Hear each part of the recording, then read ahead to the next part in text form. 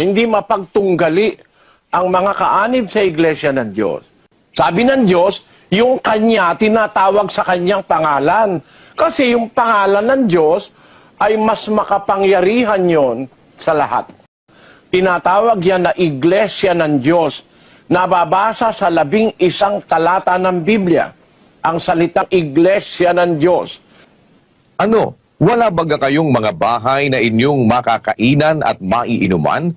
O niwawalang halaga ninyo ang Iglesia ng Diyos? Walang halaga nyo ba ang Iglesia ng Diyos?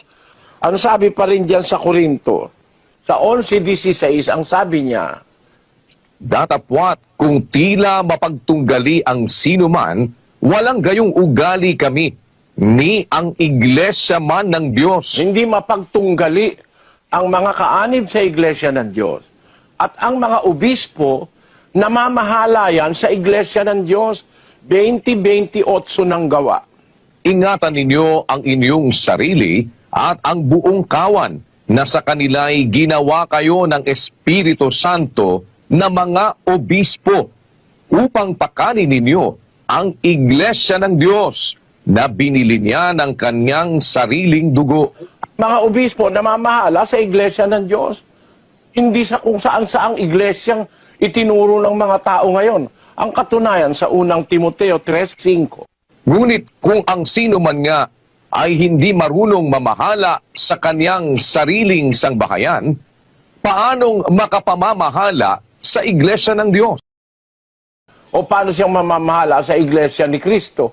O paano siyang mamamahala sa Iglesia Jerusalem Nueva? O sa Iglesia Quadrangular? O sa Iglesia Metodista, Wesleyana? Sa Iglesia ni Aglipay, Iglesia Aglipayana? Yan pong mga yan, wala sa nakasulat sa Biblia.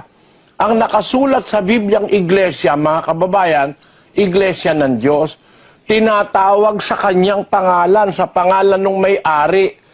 Sabi ng Diyos, yung kanya tinatawag sa kanyang pangalan.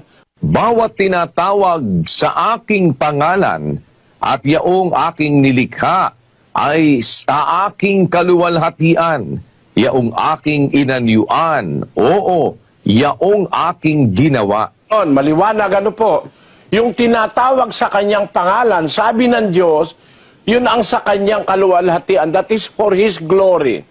Yung aking inanyuan, yun ang tinatawag sa pangalan niya, yung kanyang inanyuan, yung kanyang nilikha, yung kanyang ginawa. Ibig sabihin, bawat bagay na sa Diyos, tinatawag sa kanyang pangalan.